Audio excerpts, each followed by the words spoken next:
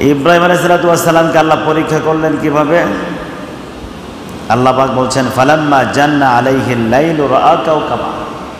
রাত যখন অন্ধকারাচ্ছন্ন হলো তার উপর, তিনি দেখলেন আকাশের তারকা।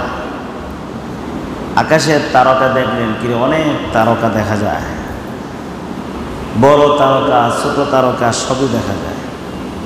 তিনি এক বড় তারকাকে লক্ষ্য করে বললেন, ক্বালা হাযা রাব্বি, এটা আমার রব। কিন্তু এটা আসলে তিনি রব মনে করে বলেন নাই, এটা মূলত মানুষদেরকে বোঝানোর জন্য এই কথা বলেছিলেন। এরপরে যখন রাত শেষ হয়ে গেল তখন কি তারকা দেখা যায়? রাত শেষ হওয়ার পরে তারকা দেখা যায়?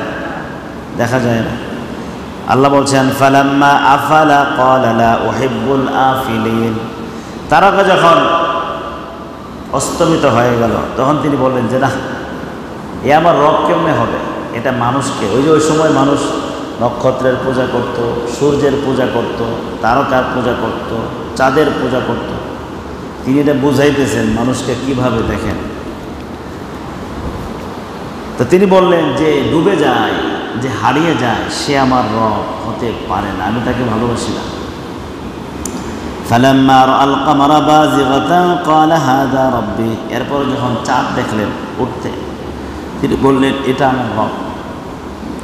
ফালাম্মা আফালা ক্বালা লাইন লাম ইয়াহদিনি রাব্বি লাআকুনান্না মিনাল কওমিদ দাল্লিন।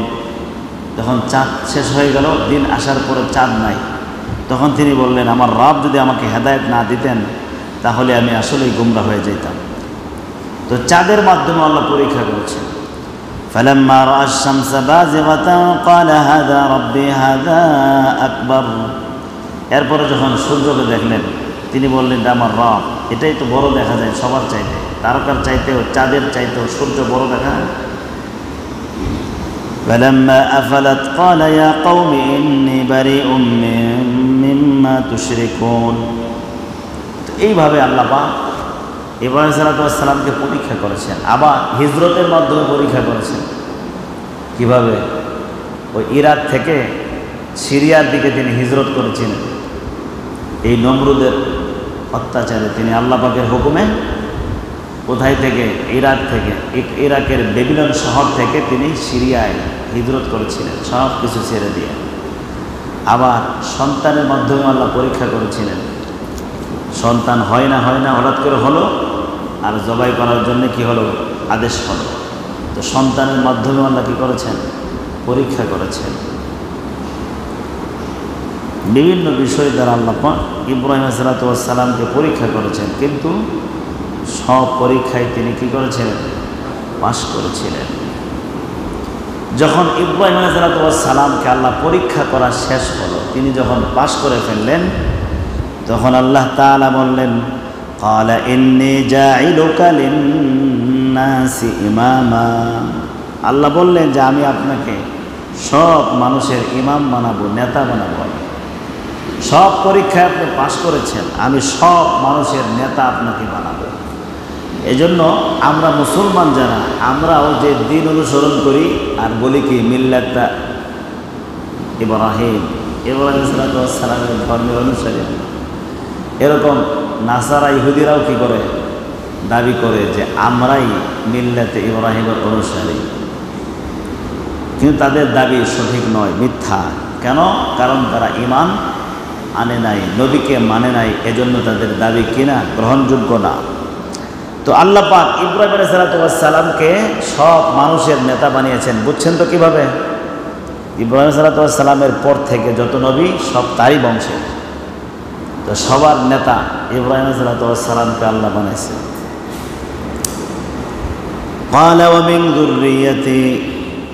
ইব্রাহিম আলাইহিস সালামকে যখন আল্লাহ বললেন যে আমি আপনাকে সব মানুষের নেতা বানাবো, ইব্রাহিম আলাইহিস সালাম মনে মনে তিনি দোয়া করছেন এটা আল্লাহর কাছে, আল্লাহ খালি শুধু আমাকেই কি মানুষের নেতা বানাবেন, আর আমার বংশের যত মানুষ আসবে তাদের মধ্যে থেকে কি মানুষের নেতা আপনি বানাবেন না?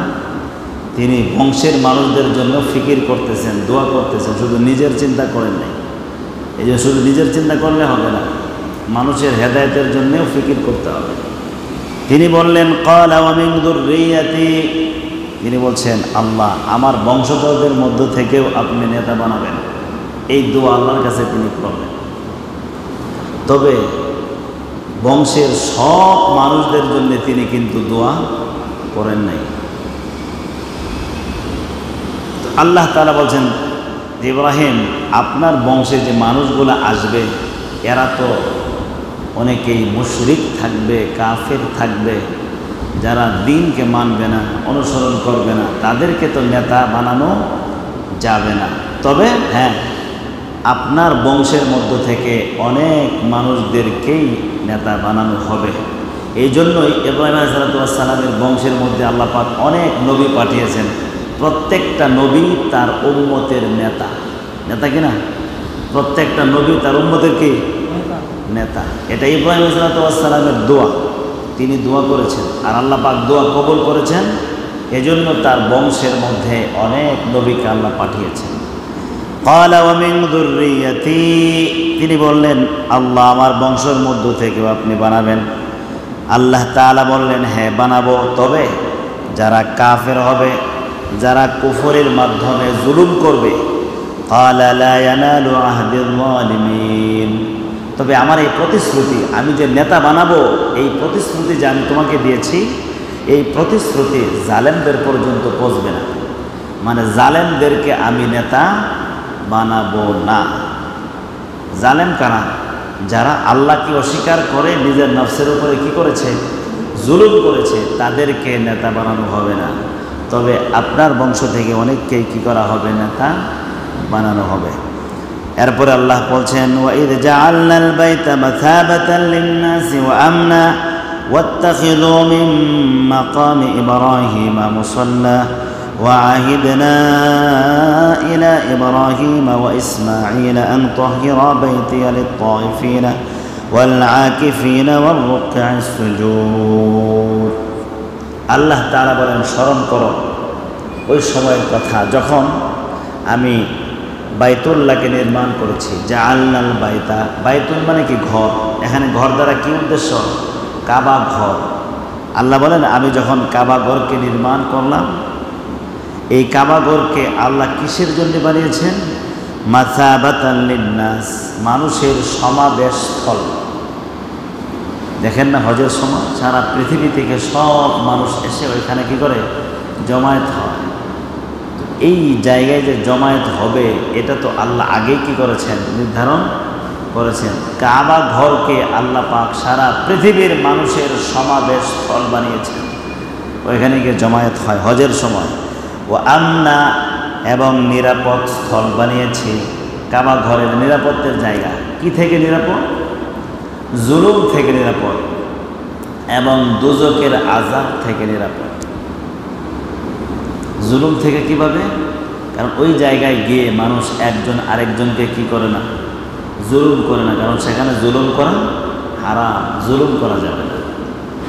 যারা হাজী সাহেবগণ যান ওনারা কি একজন আরেকজনকে গালি দিতে পারবেন? জুলুম করতে পারবেন? কষ্ট দিতে পারবেন? কিচ্ছু করতে পারবেন না, নিষেধ, হারাম। এটা যে নিরাপদ জায়গা। আবার দুজকের আযাব থেকে নিরাপদ। ওই জায়গায় হজ করতে গিয়ে যদি মারা যায় তাহলে আল্লাহ পাক দুজকের আযাব থেকেও কি করে দিবেন? হেফাজত করে দিবেন, নিরাপদ রাখবেন। এজন্য আল্লাহ বলছেন মাসাবাতান লিন-নাসি ওয়া আমনা, মানুষের জন্য নিরাপদ জায়গা, সমাবেশ স্থল বানিয়েছি আমি। ওয়াত্তাখিযু মিন মাকামি ইব্রাহিমা মুসাল্লা, আল্লাহ বলেন যে তোমরা মাকামে ইব্রাহিমকে নামাজের জায়গা বানাও। অর্থাৎ মাকাম ইব্রাহিমের পাশে 2 রাকাত কি করো? নামাজ আদায় করো। হাজী সাহেবরা গিয়ে নামাজ আদায় করে মাকাম ইব্রাহিমের পাশে দাঁড়িয়ে দাঁড়িয়ে নামাজ আদায় করে। মাকাম ইব্রাহিম কি? এটা একটা পাথর। মাকামে ইব্রাহিম এটাও একটা পাথর, যে পাথরটাকে জান্নাত থেকে আনা হয়েছিল। হজরে আসওয়াদ যেমন জান্নাতের একটা পাথর, জান্নাত থেকে আনা হয়েছে। মাকামে ইব্রাহিম এটাও একটা পাথর, এটাকেও জান্নাত থেকে আনা হয়েছিল। এবং ইব্রাহিম আলাইহিস সালাম যখন কাবাকে নির্মাণ করতেছিলেন নির্মাণ করতে গিয়ে আপনার উপরের দিকে ওয়াল গাঁথার যখন প্রয়োজন পড়ত তখন তিনি এই পাথরের উপর দাঁড়াইতেন। কুদরতিভাবে এই পাথর উপরের দিকে আস্তে আস্তে উঠত। যতটুকু ওঠার প্রয়োজন হতো ততটুকু এই পাথর উঠত। আর ওই জায়গায় দাঁড়িয়ে দাঁড়িয়ে ইব্রাহিম আলাইহিস সালাম আর ইসমাইল আলাইহিস সালাম কাবাকে নির্মাণ করেছেন। এই জন্য ওই জায়গায় যে দাঁড়িয়ে দাঁড়িয়ে কাবা ঘরের ওয়াল ওনারা নির্মাণ করেছিলেন, এই জন্য ওনার পায়ের ছাপ এখনো পর্যন্ত কি আছে, বিদ্যমান আছে। এটাই হলো মাকামে ইব্রাহিম। এই জায়গায় নামাজ আদায় করা মুস্তাহাব। তো আল্লাহ বলছেন ওয়াত্তাখিযু মিন মাকামে ইব্রাহিম মুসাল্লা, মাকামে ইব্রাহিমকে তোমরা নামাজের জায়গা বানাও, এখানে নামাজ আদায় করো। এবং কাবা ঘরকে নির্মাণ করার পরে ওয়াহিদনা ইলা ইব্রাহিম ওয়া ইসমাঈল আন তাহিরা বাইতিয়া লিত-তাইফিন, আল্লাহ বলেন যে আমি ইব্রাহিম আর ইসমাইলের কাছে এই আদেশ করলাম যে তোমরা কাবা ঘর যে বানাইছো এটাকে পবিত্র রাখতে হবে, পরিষ্কার পরিচ্ছন্ন রাখতে হবে। আল্লাহর ঘরকে পবিত্র রাখা, পরিচ্ছন্ন রাখা এটা সবার জিম্মাদারি আছে। এই জন্য যে জায়গায় ময়লা দেখবেন সাথে সাথে নিজে উঠাই ফের বাইরে ফেলাই দেবেন, কিন্তু নিজের থেকে কোনো ময়লা করা যাবে না। ইব্রাহিম আলাইহিসসালাম আর ইসমাইল আলাইহিসসালামকে আল্লাহ পাক কাবা ঘরকে পরিষ্কার রাখার জন্য আদেশ করেছেন। আর সমস্ত মসজিদ কি কাবা ঘরের সন্তান, সুতরাং এগুলাকেও পরিষ্কার রাখতে হবে। কাদের জন্যে? লিত-তাইফিন, যারা তোয়াফকারী আসবে তাদের জন্য পরিষ্কার রাখবা। ওয়াল আকিফিন, এবং যারা এতেকাফকারী হয়ে আসবে এখানে থাকবে এতেকাফ করবে তাদের জন্য পরিষ্কার রাখবা। ওয়ার রুকআইস সুজুদ, এবং যারা রুকু সাজদাকারী এখানে এসে এসে নামাজ আদায় করবে তাদের জন্যে পরিষ্কার পরিচ্ছন্ন রাখবে। তো আল্লাহর ঘরকে পবিত্র রাখার নির্দেশ আল্লাহ পাক জালিলুল কদর দুইজন নবীকেই দিয়েছেন। তো সেই হিসেবে আল্লাহর ঘরকে পবিত্র রাখা এটা সবার জিম্মাদারি, এই ঘরকে পবিত্র রাখতে হবে। এজন্য মসজিদ যে জায়গায় সুযোগ পান, যখনই সুযোগ পান আল্লাহর ঘরকে পরিচ্ছন্ন রাখবেন, পরিষ্কার রাখবেন, রাখার জন্য চেষ্টা করবেন। তো এই পর্যন্ত দুটি আয়াত থেকে আমরা যে বিষয়গুলো শুনলাম, প্রথম বিষয় আল্লাহ পাক ইব্রাহিম আলাইহিস সালামকে যে পরীক্ষা করেছিলেন তিনি পাশ করেছিলেন, এজন্য আল্লাহ পাক তাকে সকল মানুষের নেতা বানিয়েছেন। তা আমরাও যদি আল্লাহর বিধান পালন করার মাধ্যমে পরীক্ষায় পাশ করে ফেলি তাহলে আমাদেরকেও আল্লাহ পাক সফলতা এবং মহা মর্যাদাবান করবেন ইনশাআল্লাহ। আমরা আল্লাহর বিধানগুলো ইনশাআল্লাহ পালন করব এবং সঠিকভাবে আদায় করার চেষ্টা করব। আল্লাহ পাক আমাদেরকে তৌফিক দান করুন, আমিন। ওয়া আখিরু দাওয়ানা আনিল হামদুলিল্লাহি রাব্বিল আলামিন।